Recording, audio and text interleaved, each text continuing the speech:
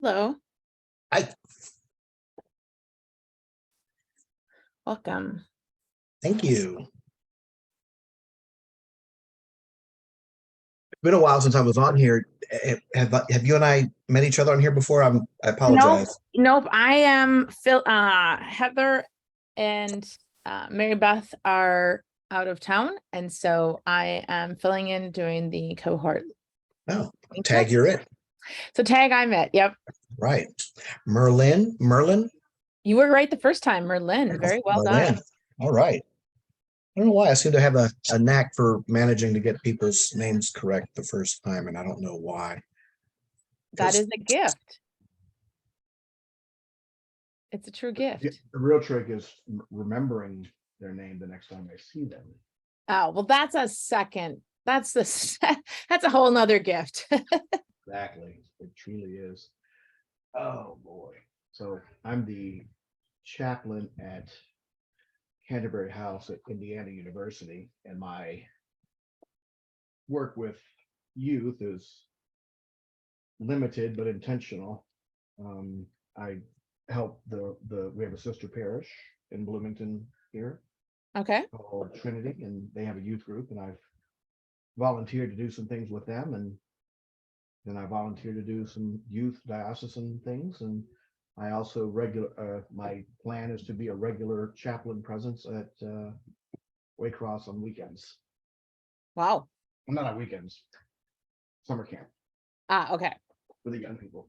Excuse me, hang on, I'm gonna lower this because the sun is just ridiculously bright in a great way. I was gonna say it's a good thing. Overall, yes. However, it makes lighting for meetings special. It makes it trickier. Yes, for these meetings anyway. Where are you I'm geographically? I'm in Minnesota. So I'm up here in the Diocese of Minnesota. I haven't figured out how to be eating and talking at the same time with my mute on and off. So That's fine. well, hopefully Yeah. I mean, I'll do what I can to seem like a lot of people. I can be a handful, ask my wife, but hopefully we'll have some more joiners. I believe there were more coming. Let's see if I can.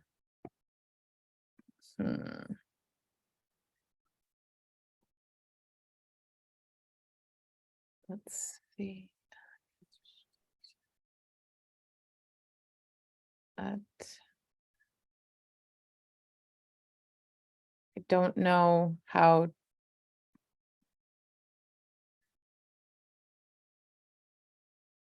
Let's see, 1, 2, 3, 4, 5, 6. Yes. I'm one of those folks who has registered on some occasions and not shown too, so I know that that's a thing. I didn't invent it, but I perfected it.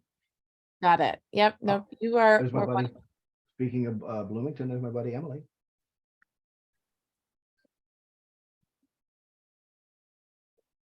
I am. Welcome. Can you hear me chewing? I'm going to go on mute, but feel free to speak to me. I'll unmute. I'll stop chewing and unmute.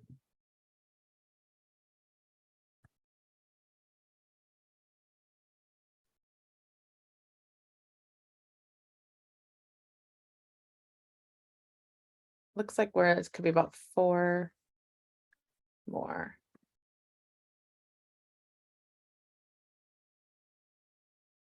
Like who registered, who theoretically might show? Yes. 1, 2, 3, 4. Yep. So we'll give it just one more minute. Emily, you got the max headroom thing going on.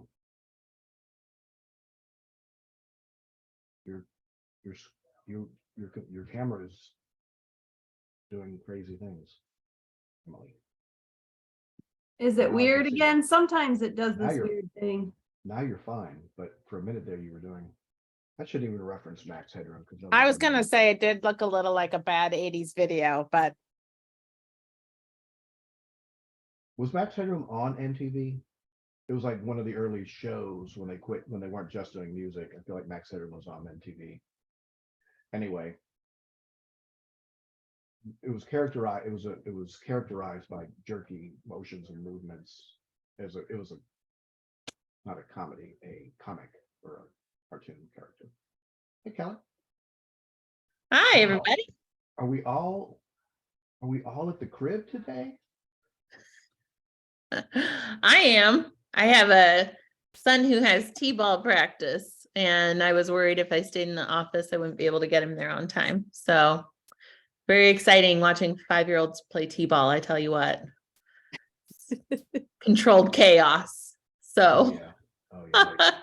It's like, is Now, it one of those videos that you see where like kids are running one direction, the ball's going another? oh yeah, absolutely. Do we plan to discuss anything that'll be sensitive? The reason I'm asking is my daughter is going to be in attendance to the meeting. Not that I'm aware of. No. Okay, there she is. See? Oh, Like- Oh, like oh. eagle on the floor. Everywhere I go, have a little shadow. Eventually, she'll jump up into this chair. well, while we're kind of waiting for others to join, why don't we just sort of start in prayer? Does anyone feel called to start us in prayer this morning, afternoon? I will. Just take a moment, deep breath. Heavenly Father, thank you so much for bringing us into this Easter season. I'm grateful for all of these people here on this Zoom, those who will watch later, who are part of the cohort in the Diocese of Indianapolis. Grateful for the ministry that they're doing there and the time that they're taking to be with children and youth. We just ask that you bless this time, and in your name, amen. So I just thought a great check-in question might be just for us to kind of start and to say, what was your favorite Easter moment?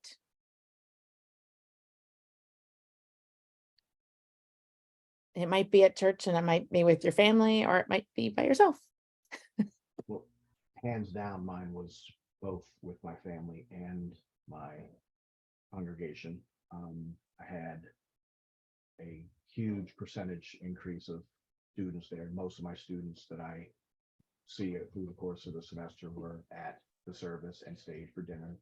And my wife made this very fabulous Easter Sunday dinner that she had been wanting to do for a long time. And she's definitely one of those people who goes over the top with meals. So I got to have a heart-filling and stomach-filling Easter afternoon dinner with my students and my wife. And Christ rose again, so that's always.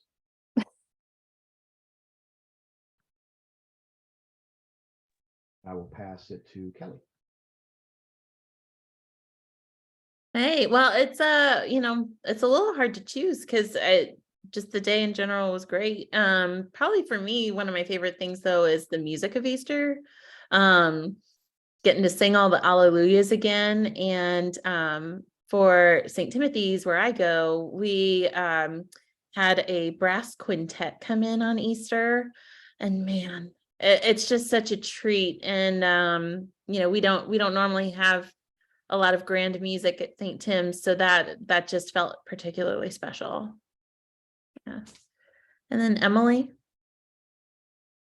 It was a really big weekend because my son turned 10 on the 10th, his golden birthday. So we had a lot of festivities over the weekend with family and Easter. So I don't know if I can pick one, but I always loved the Easter Vigil. We were able to go to the Easter Vigil, and that's one of my favorite services. So that was nice. One of the highlights. All right. Awesome. So I do our technology at our church, run the cameras and Zoom.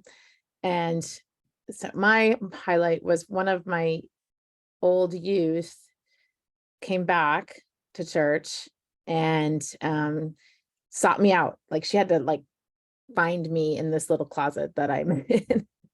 And so, and gave me a big hug and was just really glad to be there. And she said, I want to come back. I really liked being here again. And so I think that was just a really great moment to see some of the youth that have graduated, but still kind of want to come back and feel like it's their home. So that felt really good and was kind of my favorite moment. So, so today we're going to talk about milestones in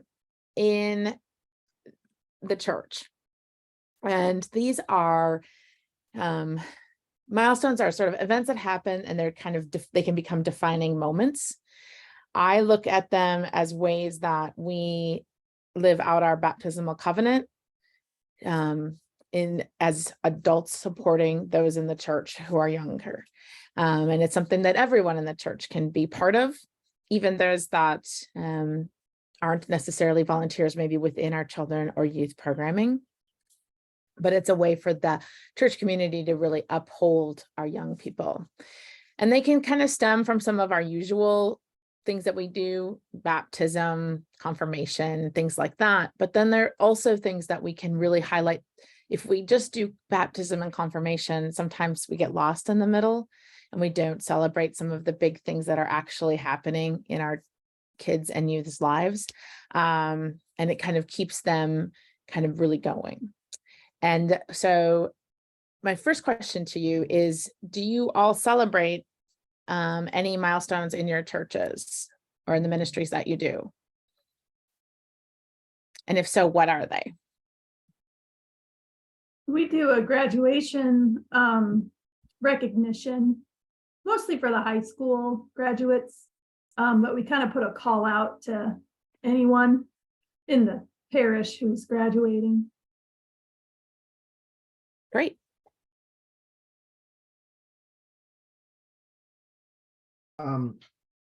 My community was decimated by the lockdown, and as a college campus, you know, it's very much who your active people are is very much different semester to semester, and also within the semester, it's not a lot of continuity in that sense. But we've been celebrating this semester just the fact that we've got a cohesive group of people for the first time who about 10, 11 people joined our ranks and stuck it and have stayed and stuck it out.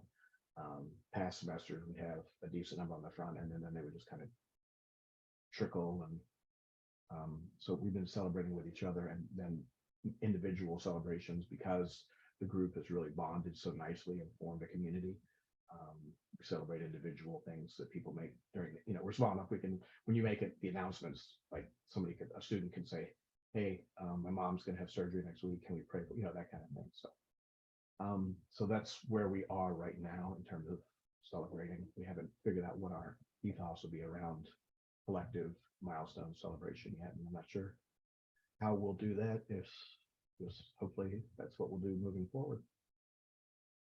Right. And Emily, do you work mostly with youth or do you work with all ages? Children and youth. Okay. Yeah. Great. Great. Okay. Well, what I'm going to do is I'm going to try to. So, here we go. We're going to share this screen. Can you all see that? And so this is a game plan that you all could use and share within your congregations. And it kind of takes us from sort of birth through, well, into college with different pieces. They're each milestone has a purpose that we have. There's usually an action item that is connected to it, a tangible item, something that they're given. And then really one of the key important pieces is that parent connection, because we really know that parents are their true, you know, faith formation people. They're with them more than we are with, even if we meet on a, you know, in a college campus, even a couple of times a week, we still know that parents are still involved with their pieces. And so these are some different things that can happen within the milestone planning that could happen for a church. If we start with baptism, obviously, then there's actions, there's work to be done prior to baptism day and then on the baptism day. One tangible item is a candle. Do you all see other things given at baptisms?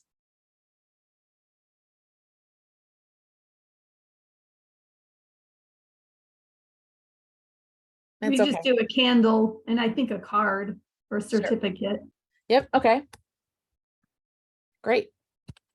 Yeah, and my children's baptisms, they received from the church something that had been embroidered by women in the church, which was really quite sweet. But yeah, the candle was the main thing, but that was also an additional bonus gift. That is wonderful. Great. And then there's that parent connection. So sometimes maybe that's a baptism class. Maybe it's a gathering of the parents prior, or they meet one-on-one with the clergy, but there's always that parent connection. What types of things have you seen in churches for parents for baptism? Mostly the classes and the pre-baptismal conversations is what I say. Of course, they attend the ceremony. Mm-hmm. Okay, Yeah. great. So one that you may not have thought of that doing is moving out of the nursery. So for some families, it's really hard for them to move from that being cared for in the nursery then into more programming for children. And so just recognizing that this is an important piece. So it has the purpose and it has our actions. And so this might be a time to give them the tangible item in this case might be a children's story Bible, for instance, so that they start making that transition into the Sunday school area. If there's a children's chapel, you might connect them into providing them information on that piece, or a copy of the Common Prayer for Children and Families. I don't know if you've ever seen that book, but it's a great resource. Families like to use it at home. It's another way that we can connect parents into that faith piece. And then a fact sheet just for parents, right? Because if they've only lived in the nursery programming of the church, now they're opening up to a whole new level of different programming for their kids and for themselves. And so just a fact sheet would be, FAQ sheet would be great for parents so they really feel comfortable about what's happening next. Another great milestone, in some churches do this and some churches don't, but some sort of Holy Eucharist education. It can be maybe done during Sunday school with clergy, and then having the kids recognized in the following Sunday that they are having they've had this instruction. One of the things that's beneficial about this kind of instruction, even if it's not done for little kids, it really helps parents answer some questions. When I've seen this done, parents tend to ask the most questions more than the kids do. But I think it also really helps them when they're then in the service with their kids to participate better in our Eucharist. Another piece, it would be, the next one would be kindergarten, if they're invited to children's church or whatever age that might be for your church, if you have children's church.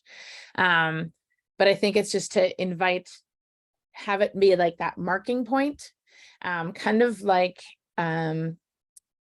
if you mark when kids go into kindergarten. That could be another time. That's another definite milestone. Kids move out of preschool, now they're in kindergarten and they receive something. Just to mark that they're heading off to school. It could be done in conjunction with the backpack blessing, but just making that notation of that time period. Thoughts, questions so far? Okay. Then another one that as we move through our kids, right? If we had just done baptism, we've got a few more now that we've celebrated.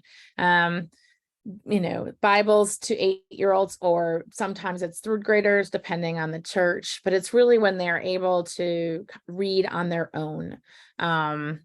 And giving them a Bible in church as a part of the worship service is a wonderful way to celebrate the kids as well as they continue to grow up in the faith community. Moving in now into more of a youth kind of times, you know, maybe you have a demarcation of 5th grade for acolytes. Doesn't have, I don't know what you have, but maybe that's when it is.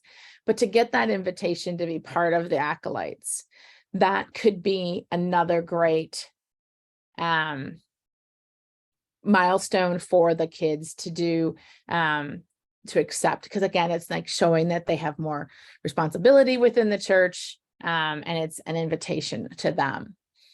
The next ones are big, larger ones. When the 5th graders get to move into a middle school ministry, for instance, you know, welcoming those rising 6th graders. I know one church, they have some of the older kids come like to their younger kids' classroom on a Sunday, and then they get to join that middle school classroom. Like maybe it's in May, and they get to join that middle school classroom as they're graduating 5th grade. So they get that taste of what it's like, or they get invited to a junior high event in May so that they start seeing what exciting parts are going to happen in their next ministry. Maybe they get a t-shirt that is the youth ministry t-shirt at that time. But getting them something that is, again, a tangible item to keep that going with that milestone. The same can be done as they move into confirmation, depending on what age you do confirmation. What age do you all do confirmation in Indianapolis, in your diocese? 16. It is 16. Okay. Yeah, it's definitely like, I remember doing it junior year of high school. So around that time frame, yeah. Okay. Okay. So as they move into confirmation, perhaps you celebrate the beginning of that. We always celebrate the confirmation part. But as you know, having the congregation pray for that confirmation class as they enter into confirmation, think about what that does for the whole church to recognize, here's this group of young people that are going to be confirmed and going through this process, and we would love for you to support them in prayer.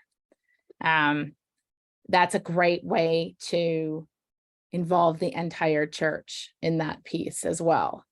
9th graders moving into high school ministry, just as it is, you know, if they are moving from middle school to high school, it's really important to recognize that piece. This is where it's also really important to do something for the parents, because on the 2 transitions from elementary to middle school and middle school to high school, parents tend to be the most nervous, because those are the biggest jumps. And so providing something for those parents, a parent connection, would be a great tool for them at that point. Do you have thoughts about what that might be? Yep.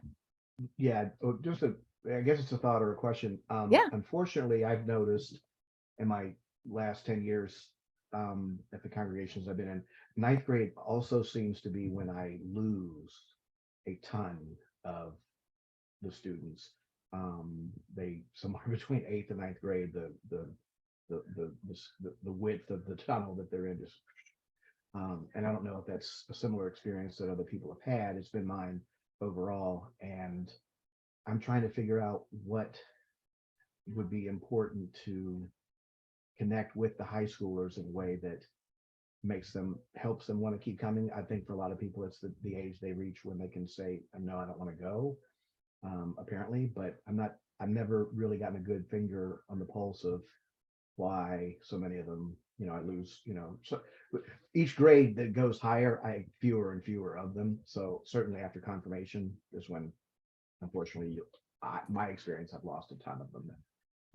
So I just thought I'd ask if that's anyone else's experience. Well, I can speak a little about St. Tim's. We don't have like an established youth program. That's something we're starting up for the fall. So these are a lot of really great ideas. In terms of losing kids, though, I think we have for sure, like we know that there are teenagers who are children or grandchildren of people that come to church regularly, but once they kind of hit that 8th grade mark, you're right, they like stopped coming. For us, though, we kind of blame it on the fact that like we don't have anything for them because they don't want to sit in the godly play classroom with the littles, but they also don't want to sit through the service with the adults either. And so that for us seems to be the reason, but I will report back, Ed, next year once we have a youth program, if that seems to make a difference or if we're still seeing sort of that exodus at that time frame. For us, I think it's a combination, those that are active. Yeah, I think there's some parental encouragement there, but still left up to some of the kids, they don't want to come anymore. But then also some want to, but they're just so busy with other things. So it's kind of like that prioritizing. Or our activities are conflicting with other activities that are going on, which we try not to do, but on Sundays, you don't always think there's going to be other stuff going on, but Yeah, Sunday. so it's a perpetual thing, I think. Once upon a time, like in Beaver Cleaver era, and since shortly thereafter, it was like nobody does anything on Sundays so that everybody's kids can go to church. And now, yeah, this is what I heard 20 years ago. People like, they didn't used to have soccer on Sundays. Now, and so you lose a lot of them to activities that traditionally were kept off of Sundays. And we're just a different culture now. So I think that's a piece of the puzzle as well. But I just wanted to check in on that. Thank you all. Absolutely. No, I think that's one of the reasons why building milestones into your calendar every year also help with some of that drop off, because they now have things to start looking forward to, right? So if a 5th grader knows that at the end of the year they're going to get to start going into the middle school and they have that to look forward to, they have now, and they get invited in May to that middle school event, they now know a little taste of what it's like, and then now they will be more excited to attend. And then, providing the parents with some middle school, even if you hand them that calendar for the next year in May as they enter into 6th grade, now you've beaten the school in a way. And sports, here's our great next calendar for the, September through December. We've already got it planned. We're really excited. We're excited your child's coming into our 6th grade program, or for an 8th grader into the high school program. We're really excited that you're here. Here's our program for next fall. We can't wait to have you part of this. And here's a couple of touch points that we're going to be doing in the summer as well. Now the parent has momentum to keep their kids coming, and they also have their calendar ready. So you can be front and center on their calendar planning. So I think that can also help that as it builds as well. You'll start building that momentum that you'll kind of see. I think for kids that are moving into a brand new youth program in Kelly's situation, making an event, make sure that parents also know what's happening. And letting them have something. Maybe it's new t-shirts because it's a brand new program and everybody gets, a t-shirt or a water bottle or a sticker for their water bottles. They love those, something that they are going to love that is specific to that youth group and that new start. Might be a great way to bring on that excited, create that milestone of this is a new ministry. Having, the church pray for that ministry as it's starting new would be great in Kelly's case for that piece. And another way to keep kids connected post confirmation is to kind of create some of those mentors of those who have been confirmed into the new class of confirmation class. Even if you do like at our church, we do a confirmation class every 2 years. So some of our kids may have graduated off, but we have a few that'll be around for our next class. And to make them, be a mentor, maybe have them have an event together, because it again creates a more mass. You can have them just build those relationships in different and new ways through confirmation and being a confirmation mentor. That can also help be a milestone. Then obviously the big one is seniors moving into college. That's a great, that's a huge one. A lot of churches do it really, really well.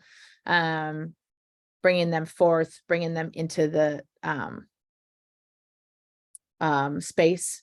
I know one church, they give their graduating seniors laundry bags with the church's name on them. And I thought that was brilliant, because who doesn't need a good laundry bag when they go to college? But it was a way that, that to remind them of their church. So there's a lot of things that can be given, but it's to remind them that there's a home for them. And then college students graduating. Some churches do this at the same time as we do the high schoolers. But to recognize the college students that are graduating as well, I think is a lovely opportunity to bring them back. Hopefully, they're back home, maybe visiting their families, and they can return to their home church. And again, it's upholding that child as living out our baptismal covenant. And then there's some fun milestones that you can do. There's birthdays. That's really easy to do. A first missing tooth. I saw a church that did this, and they send a picture of their child, and then it's in like their family ministries newsletter, and there's that big grin, and it's, it brings joy to all the people in the congregation if they put it in the main newsletter. And then a driver's license or a blessing of the keys. To acknowledge this in church is a great opportunity to celebrate a big milestone for our young people. Again, this is another way to keep them coming. And I think that's also kind of when we see some of that drop off, right? They have a car now, or they have a job, and then church becomes less and less, maybe a forefront of their mind. But if you had a keychain with your church logo, and that the church prayed over with you because you got your driver's license and now you're a new driver, think of that impact of how that will affect them moving forward as they go on in their lives, well into college and beyond. And so those are some sort of kind of milestones that can be planned, can be used. Thoughts, questions, other milestones that maybe this has brought up in your mind? I kind of love the keychain idea. I didn't get one when I got my driver's license, but in my previous career path, I was a teacher. And so when I was in school to get my teaching license, one of our mentors was just wonderful. And she gave my whole cohort little keychains that had a tiny hand on them, as a reminder that there was always a helping hand available if we needed it when we first started teaching. And I still have that keychain. I still look at it. I still remember her. So, I mean, it sounds silly, but I think something as small as a keychain actually is very powerful if you put a message behind it.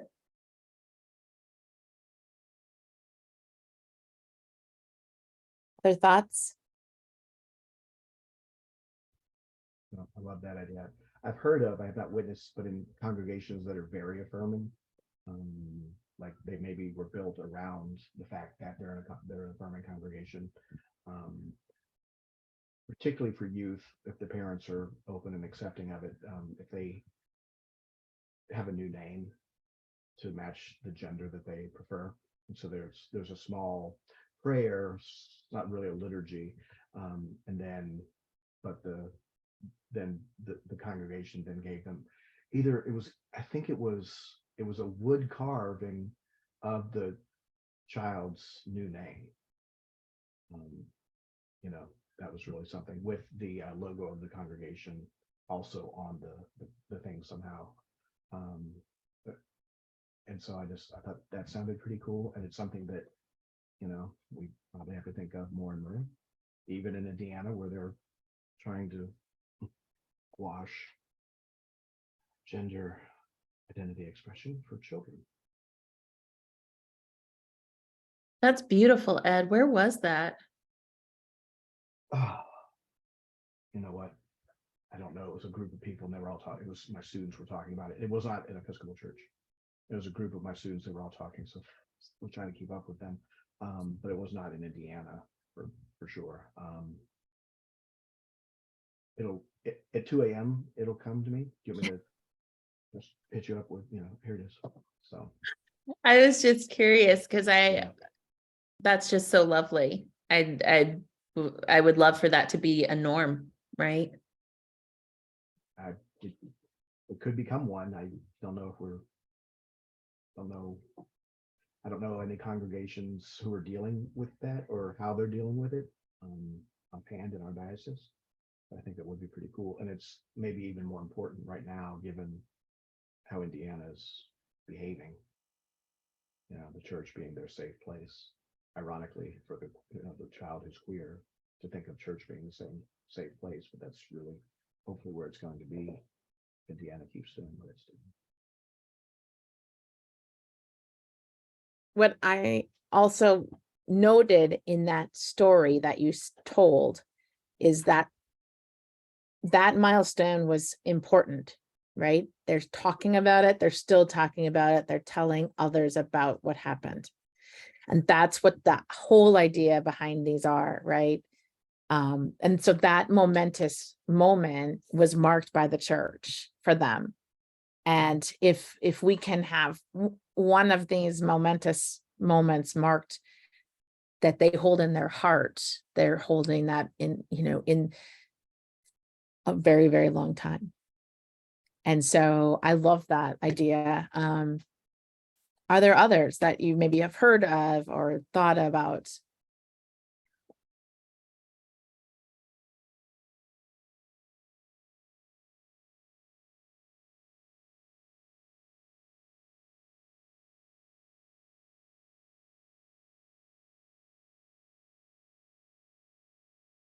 I do know that for some kids, for some students that don't maybe go to college or have a gap year or do those pieces, so then they maybe they celebrate, their first job. You could celebrate a first job. You can celebrate if they do, if they're going to trade school. Just I think what you're really, bringing up, Ed, is that recognizing kids in all stages and age places. And I think that's where we need to make sure we meet the kids in your, in your context too, right? Just celebrating being together, or somebody, does well on an exam, maybe that is their milestone that they need to celebrate right now. Post-pandemic, it may be really important. And so it allows you to start thinking about what is most important in our context, right? Where our kids are and where we're meeting them where they're at.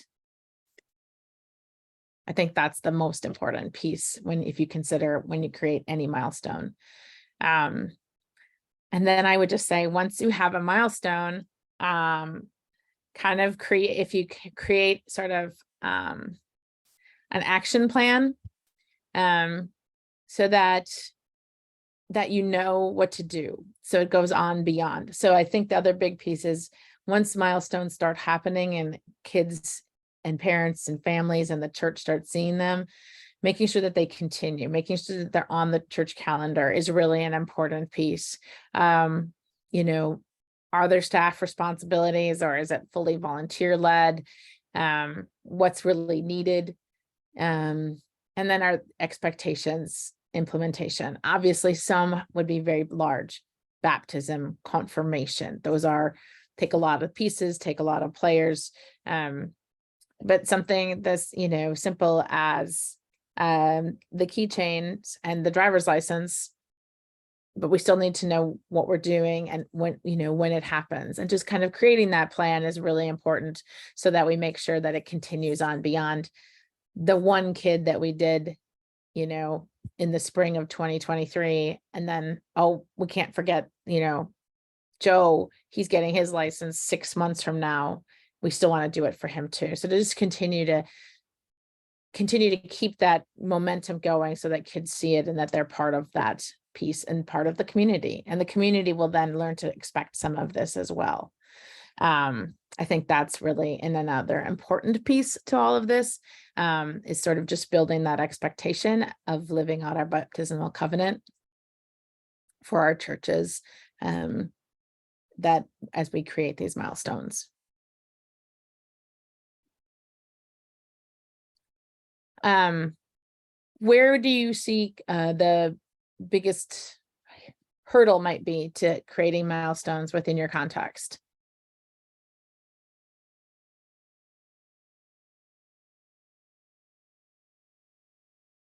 Certainly in my context, it's having a stable community across more than one semester. So it would be then trying to figure out what's a milestone within the semester. And usually that's finishing the semester.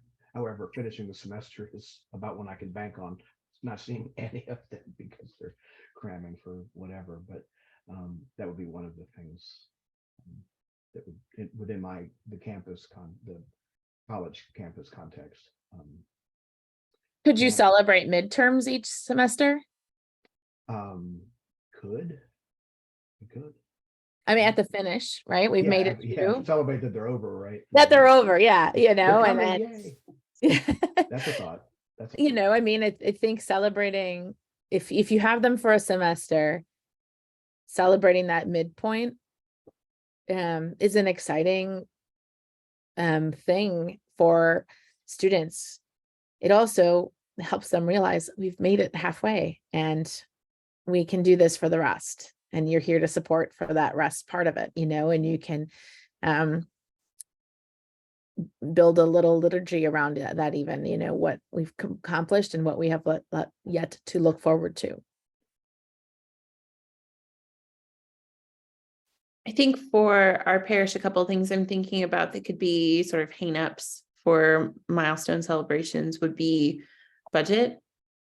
We have a pretty tight budget at our parish that we're still working on, and we're still trying to cut costs. And so I could see there being pushback to buying every youth a new Bible. Right, like that would add up. And even though it may only be, a couple $100, that's still pretty significant in our budget.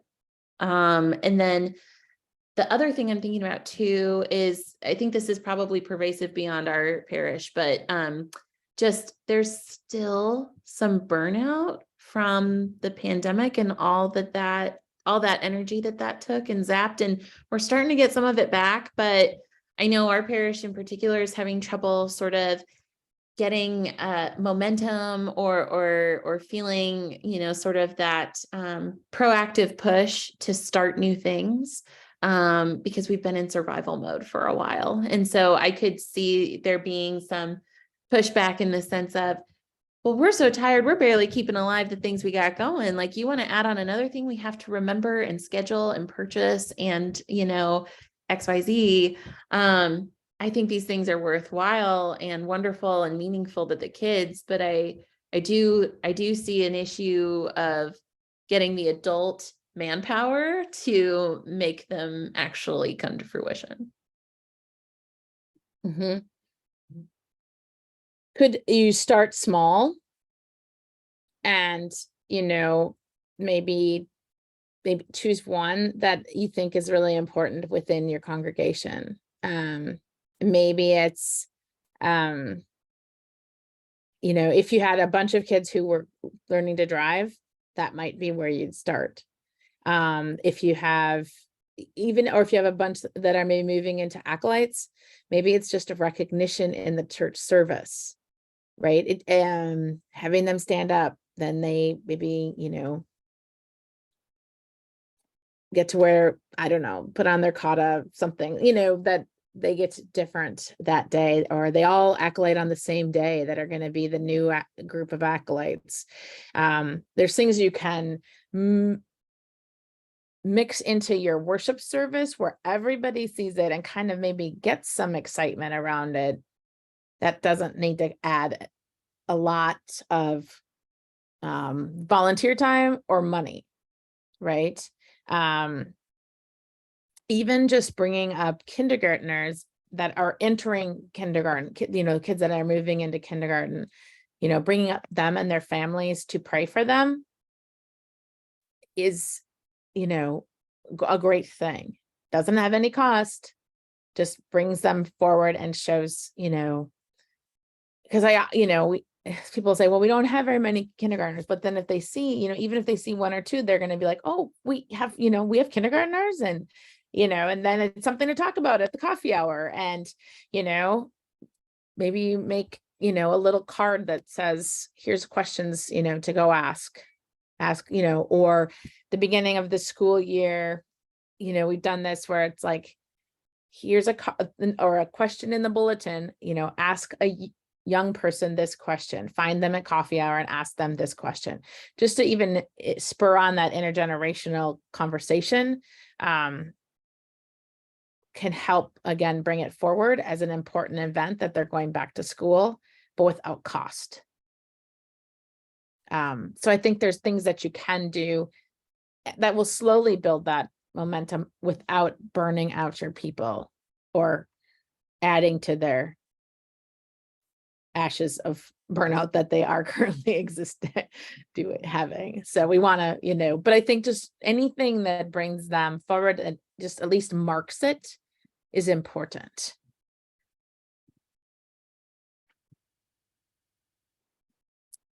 What about you, Emily?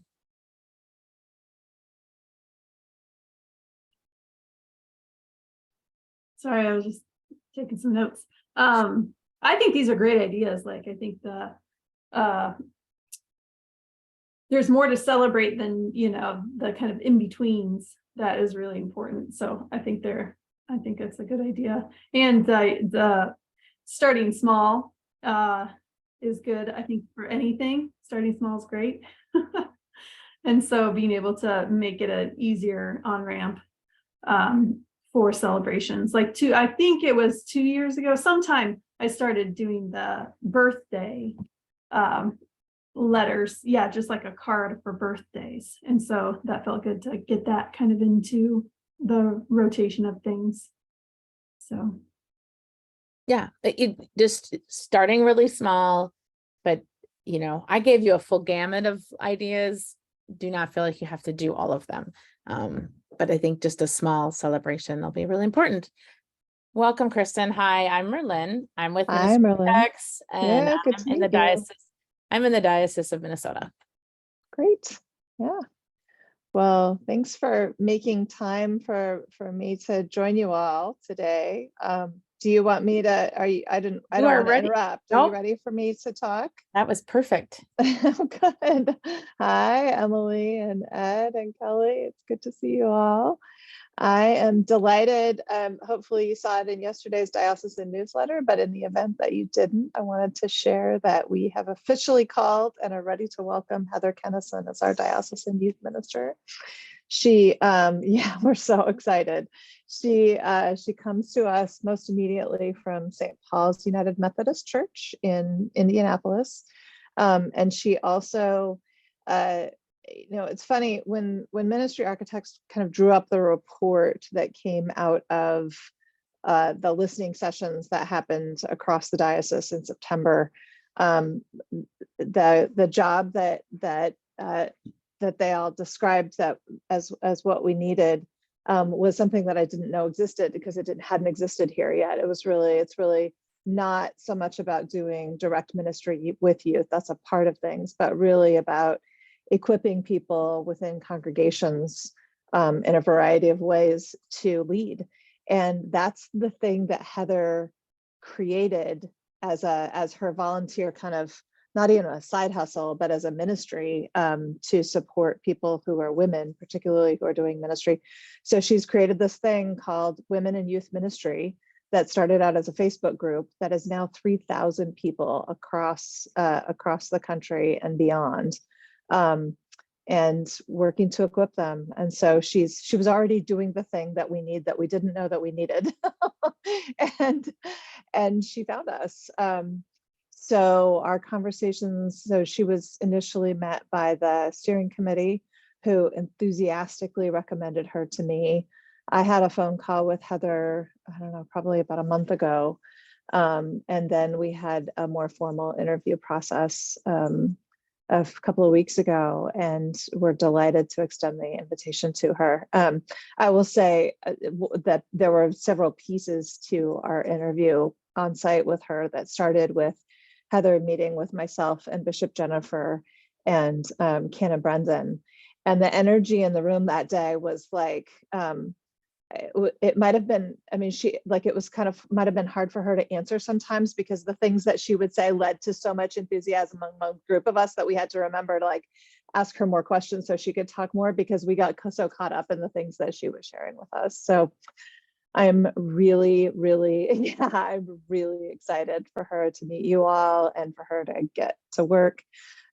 She will be participating in the mission trip overnight, the preparatory overnight that's actually going to happen at Trinity Bloomington, Emily. So thanks to you all for making a space for us. And then she will be taking part in the mission trip. So she's going to step right in and get right to work, just even a couple of weeks after she started here. And when I was calling, and like none of that, her work with us, her invitation was not at all conditional on that, but it was sort of a beautiful bonus. And so I was talking to her last week on the phone and sort of trying to ask if, well, okay, so you're going to do the mission trip, could you do this other thing too? and feeling a little, cautious about wanting to make it okay for her to say no. And she said, this job, when I started this job, my first day, I drove and I met with my boss, and then I left there and drove to wherever it was that this lock-in was happening, and I stayed up all night with 14 teenagers. So like, this is, having 2 weeks to prepare is great. So I'm just delighted. And so we're trying to make sure that we do a good job of welcoming her here. So I would be glad to answer any questions that any of you have, or if you want to talk about what you're interested in or what your hopes are. That's what this time is for. So I could keep talking about all my enthusiasms, but I'd love to hear from you all what you'd like to know or what your hopes are for the future of diocesan youth ministry. Yeah, Ed. Any sense yet of what her involvement, or I don't want to find a word that restricts it anyway, but in terms of thinking about summer camp through Waycross and that kind of thing. Any sense of I what know, kind of- yeah. So this is really a different position. When Victoria Hoppus was here before, she was half-time as camp director and half-time as diocesan youth ministry person. The language was different. Heather does not have responsibility for camp, but I know that Melinda Trotty, who's the interim director at Waycross, is really interested in welcoming Heather and getting to know her. So it's not a concrete piece of her job description, but I think in terms of camp itself, I do think that Heather's really invested in meeting people where they are. And so I don't have a firm answer about what that's going to look like in terms of Waycross as the place or camping in general as a thing. But I know that she's really, really invested and has a proven track record of doing great work in helping young people connect with their faith. So to be continued. Yeah. What else? Anything?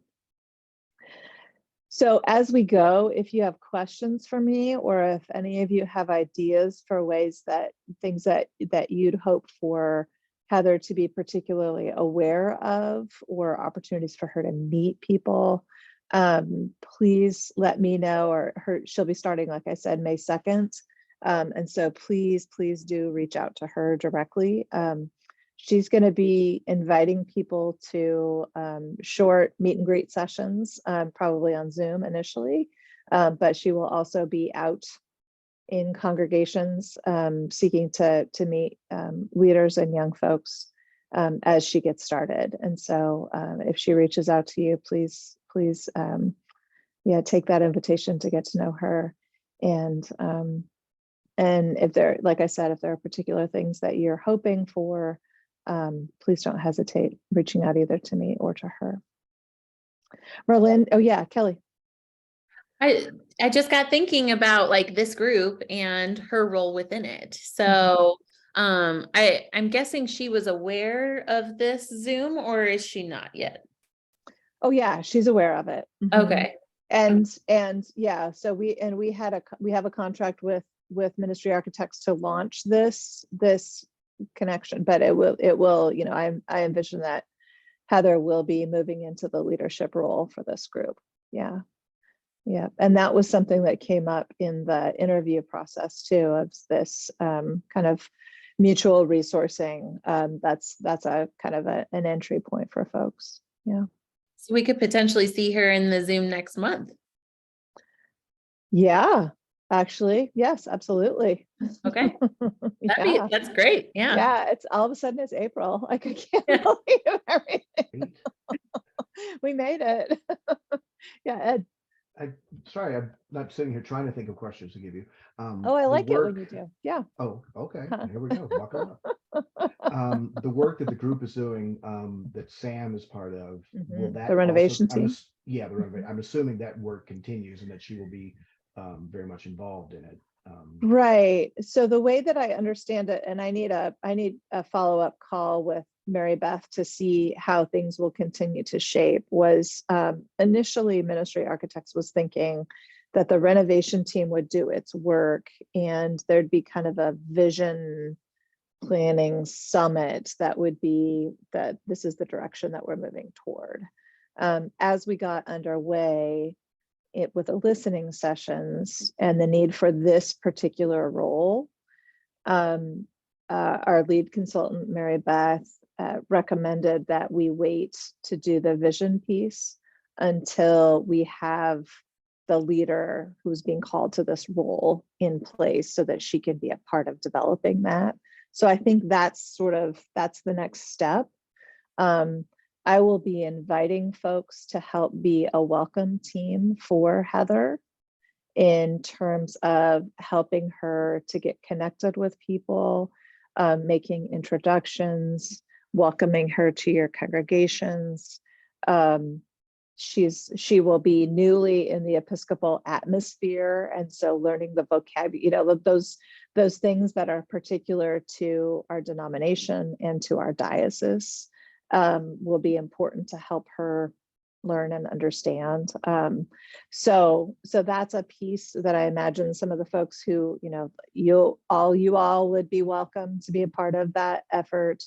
I'll be reaching out to members of the search team who were so excited about her to help with that effort. So that's one kind of next step piece that folks who've been part of this leadership process may take part in.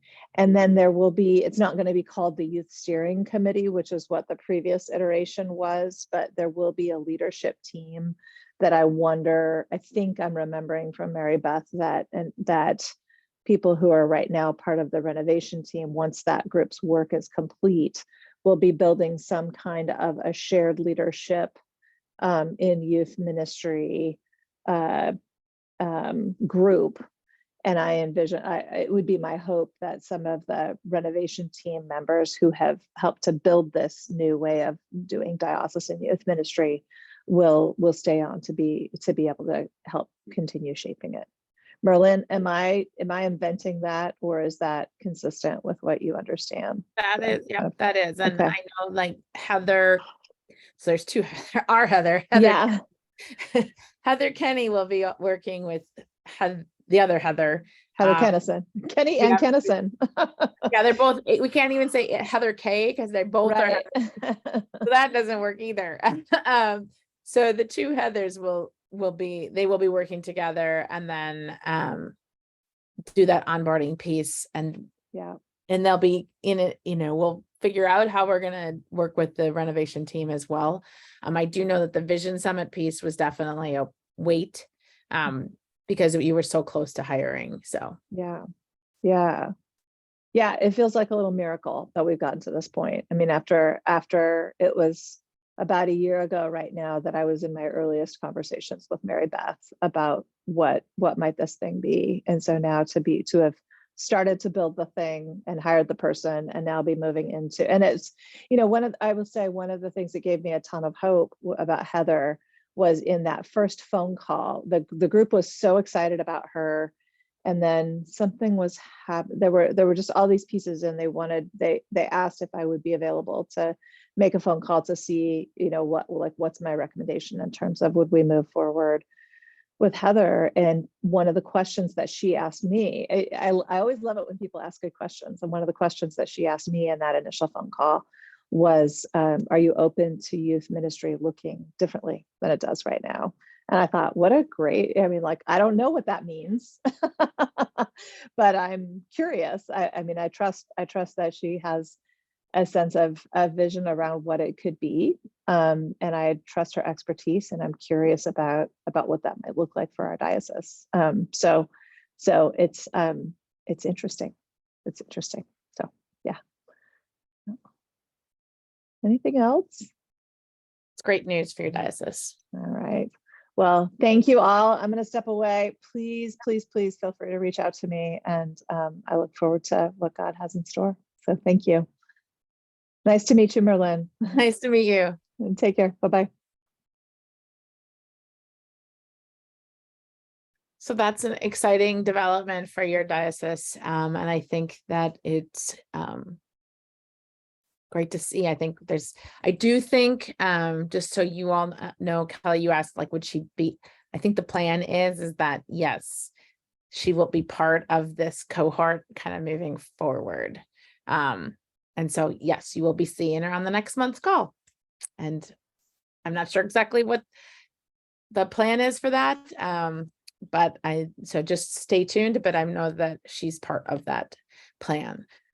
So stay tuned and watch for more information from Heather Kenny about it. And she will tell you what is going to happen next month with this. So I thank you for taking this time today. I hope it's been helpful and useful for you in your contexts, and you'll be able to start making those celebrations possible. Thank you. Thanks, Merlin. We'll see you later. Well, thank you. It's nice to meet both of you, and Kelly, I will see you soon. So Yeah.